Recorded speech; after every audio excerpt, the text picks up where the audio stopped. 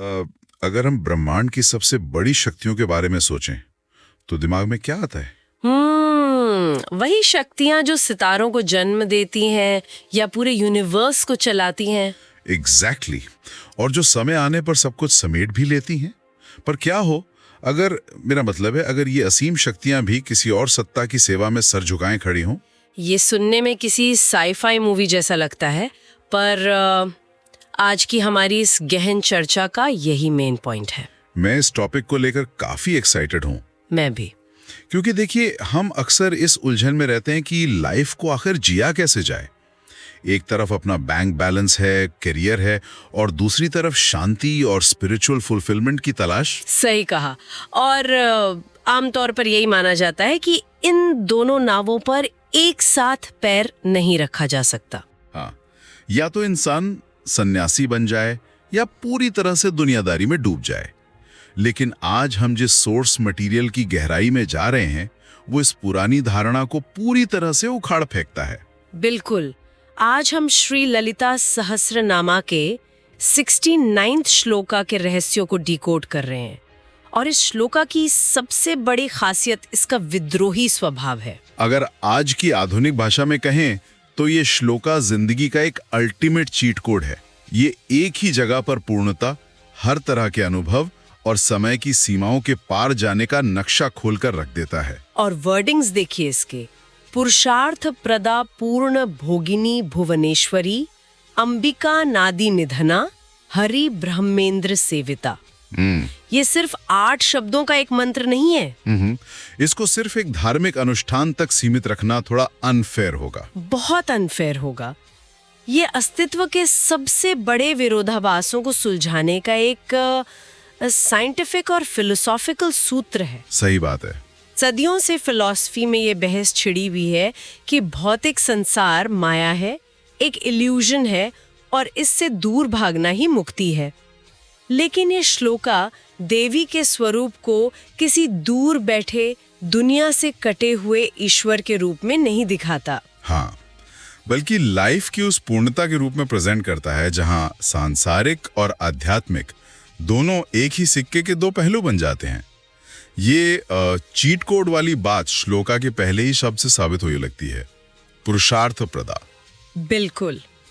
अगर इस शब्द की परतें खोली जाएं तो ये सीधे तौर पर जीवन के 4 मेन गोल्स की बात करता है: धर्म, अर्थ, कामा और मोक्ष। और हम अक्सर देखते हैं कि लोग इन चारों को एक दूसरे का दुश्मन मानते हैं। हाँ, आम सोच यही है कि अगर कोई अर्थ यानी पैसा कमाने और कामा यानी डिजायर्स पूरी करने में लगा है तो वो धर्म और मोक्ष से भटक गया है। पर यहाँ क्लियरली कहा गया है कि देवी इन चारों गोल्स को देने वाली हैं, एक साथ, बिना किसी टकराव के।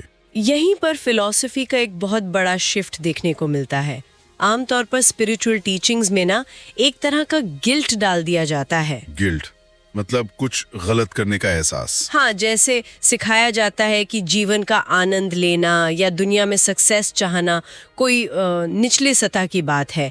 लेकिन पुरुषार्थ प्रेदा शब्द इस गिल्ट को मिटा देता है। ये तो बहुत ही रिफ्रेशिंग पर्सपेक्टिव है ना? धर्म यानी सही आचरण और सोसाइटी के प्रति ड्यूटी, अर्थ यानी लाइफ के लिए रिसोर्सेज और फिजिकल सिक्योरिटी, कामा यानी हमारी डिजायर्स, प्यार, कला और लाइफ का हर वो रस जो इंसान को इंसान बनाता है। और एंड में मोक्षा यानी वो फाइनल स्पिरिचुअल फ्रीडम जहां इंसान सभी बंधनों से आजाद हो जाता है। एग्जैक्टली। ये श्लोका प्रैक्टिस पे एस्टैब्लिश करता है कि अर्थ और काम कोई पाप नहीं है, ये भी उसी सुप्रीम पावर के दिए हुए गिफ्ट्स हैं। मतलब मोक्ष तक पहुंचने के लिए पैसा और डिजायर्स को कुचलना जरूरी नहीं है। बिल्कुल नहीं। धर्म के डिसिप्लिन में रहते हुए उनका अनुभव करना ही एक बैलेंस्ड लाइफ है। ये तो सच में काफी राहत देने वाला विचार है। मतलब स्पिरिचुअल होने के लिए पहाड़ों पर जाके गुफा में बैठना जरूरी नहीं है। बिल्कुल नहीं। और इसी के ठीक बात का शब्द है पूर्ण। ये शब्द अपने आप में बहुत वेट रखता है। पूर्ण यानी जो खुद में पूरी तरह से कंप्लीट है, जिसमें रत्ती भर भी कोई कमी नहीं है। सही कहा। इसको समझने के लिए एक बहुत ही डीप एग्जाम्पल लिया जा सकता है। जैसे एक प्यासे इंसान वाला एग्जाम्पल ले लेते हैं। मान लीजिए किसी को बहुत जोर से प्यास लगी है। अगर उसके सामने एक खाली बर्तन रख दिया जाए तो क्या उसकी प्यास बुझेगी? बिल्कुल नहीं बुझेगी। जो बर्तन खुद खाली है वो किसी और को क्या देगा? जो सत्ता खुद अधूरी है वो किसी को परफेक्शन कैसे दे सकती है? देवी पूर्ण है, इसीलिए उनके द्वारा दिया गया धर्म, अर्थ, काम और मोक्ष भी अपने आप में कंप्लीट हैं। और इस पूर्ण शब्द का एक और बहुत गहरा मैथमेटिकल और स्पिरिचुअल मीनिंग है। जी। प्राचीन ग्रंथों में आता है कि पूर्ण में से पूर्ण निकाल भी लिया जाए तो भी वो पूर्ण ही रहता है। यानी infinity, infinity minus infinity still infinity. Exactly. इसका मतलब है कि देवी कोई ऐसा खजाना नहीं है जो बांटने से कम हो जाएगा। उनकी पूर्णता का मतलब है कि वहां कोई लिमिट ही नहीं है। और हमारी लाइफ में तो लिमिट्स ही लिमिट्स हैं। जब कोई इंसान सक्सेस के पीछे भागता है तो माइंड में हमेशा एक डर होता है कि कहीं कुछ छूट तो नहीं गया। हाँ, अगर करियर अच्छा चल रहा है तो लगता है फैमिली टाइम कम हो गया, फैमिली में शांति है तो लगता है बैंक बैलेंस बढ़ नहीं रहा।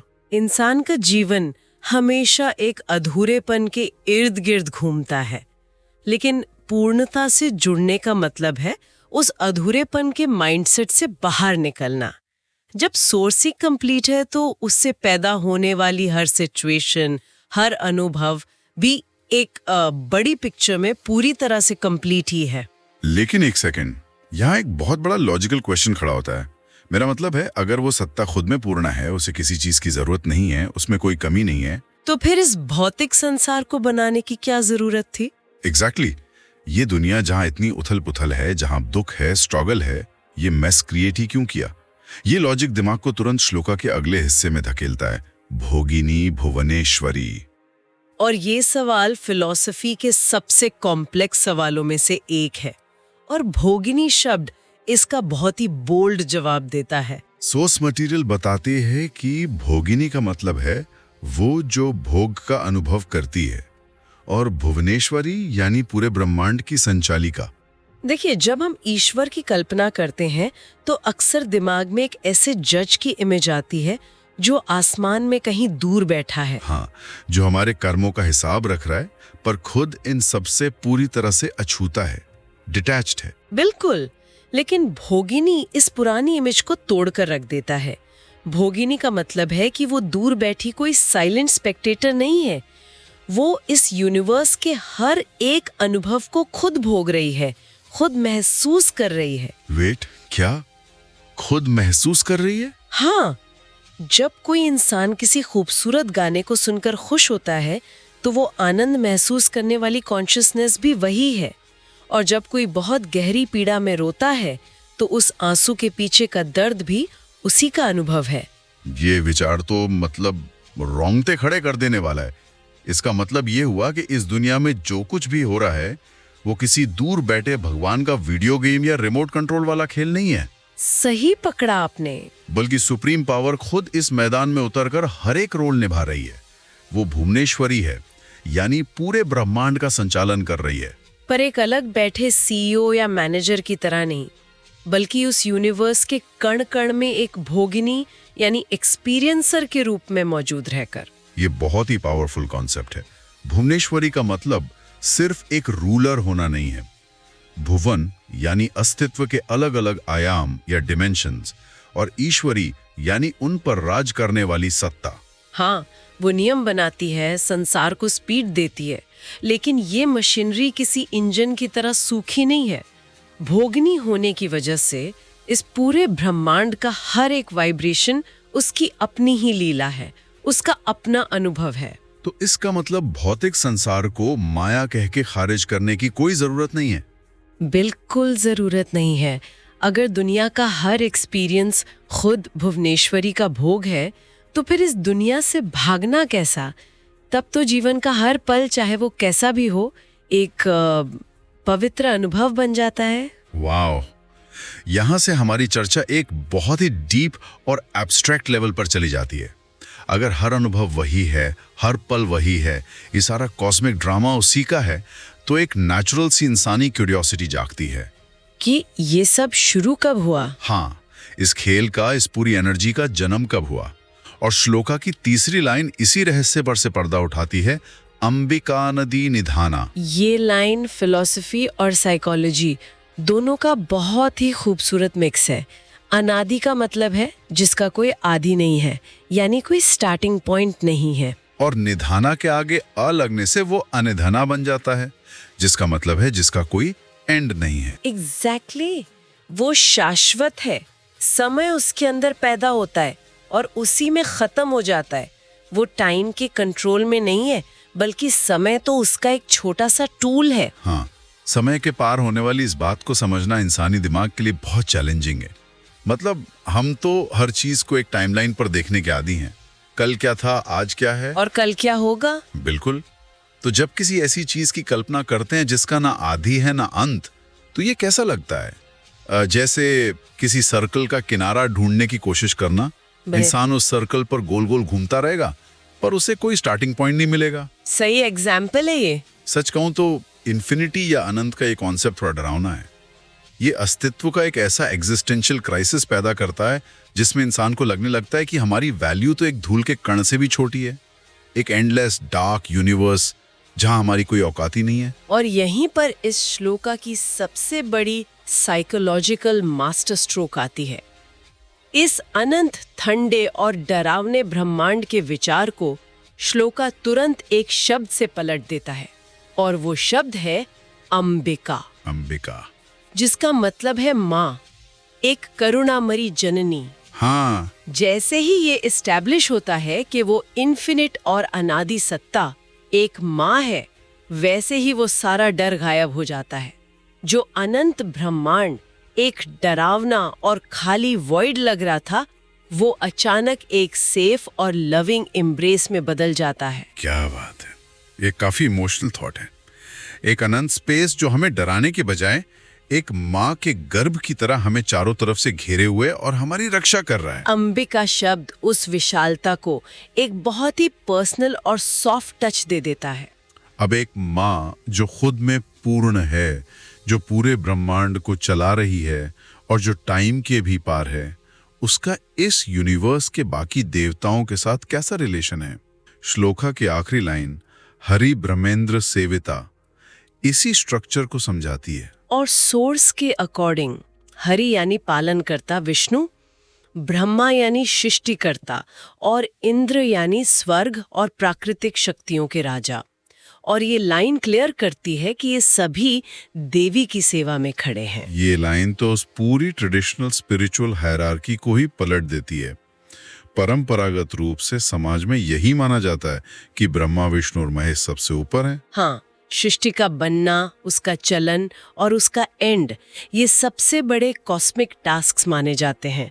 इंद्र नेचर की फोर्सेस को कंट्रोल करते हैं, बारिश लाते हैं, बैलेंस बनाते हैं। पर यह श्लोका बताता है कि ये सभी महान देवता अपने आप में इंडिपेंडेंट नहीं हैं। वो एक उससे भी बड़ी सत्ता, उस सुप्रीम पावर की सेवा कर रहे हैं। सिंपल से समझा जा सकता है। हाँ, बताइए। जैसे देखिए, एक बल्ब रोशनी देता है, एक पंखा हवा देता है और एक हीटर गर्मी देता है। ये तीनों अलग अलग और बहुत जरूरी काम कर रहे हैं। हम बल्ब, पंखे और हीटर की यूटिलिटी को देखते हैं और उनकी वैल्यू करते हैं। पर उनके पीछे एक ही सोर्स है। बिल्कुल, इन तीनों के पीछे दौड़ने वाली बिजली एक ही है। अगर पीछे पावर स्टेशन से बिजली कट जाए तो ना बल्ब जलेगा ना पंखा चलेगा।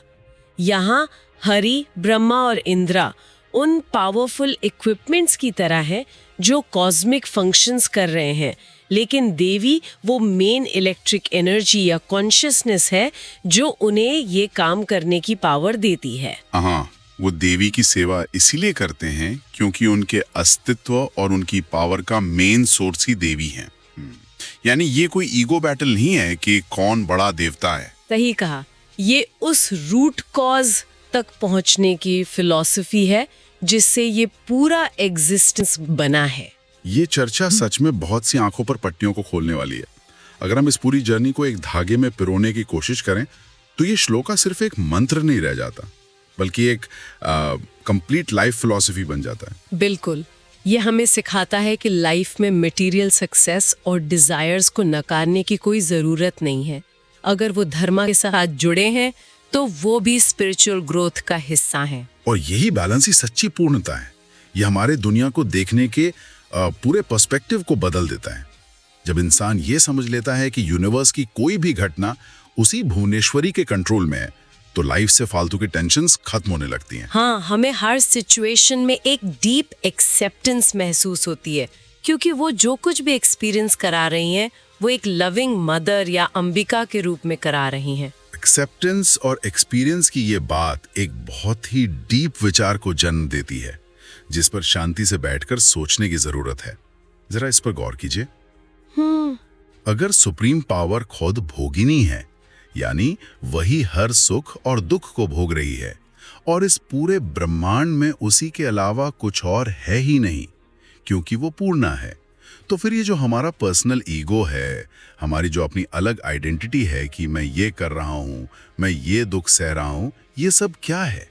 ये सच में वेदांत के सबसे रहस्यमय सत्य की ओर इशारा करता है। एक सेकंड, अगर अनुभव करने वाली एकमात्र चेतना वही देवी हैं, तो क्या इसका मतलब ये नहीं है कि हमारा जो अलग अस्तित्व होने का इल्यूजन है वो बस एक मुखौटा है? बिल्कुल यही बात है। शायद हम अलग अलग इंसान हैं ही नहीं, शायद ये पूरा ब्रह्मांड और इसमें रहने वाले हम सभी लोग बस उसी एक महान देवी के अलग अलग रूप हैं। यानी वो बस खुद को ही महसूस करने के लिए अरबों शरीरों में अनुभव बटोर रही हैं। हमारा दुख, हमारी सफलता, हमारी नाकामयाबी, ये सब हमारा है ही नहीं। ये उसी सुप्रीम पावर का अपने आप से किया गया एक अनंत संवाद है। और जिस दिन इंसान इस इल्यूजन को तोड़कर ये समझ लेता है कि एक्सपीरियंसर भी वही है और एक्सपीरियंस भी वही है, तो शायद वही वो मोमेंट होता है जहां समय रुक जाता है और आखिरकार लाइफ का अल्टीमेट चीट कोड सच में डिकोड हो जाता है।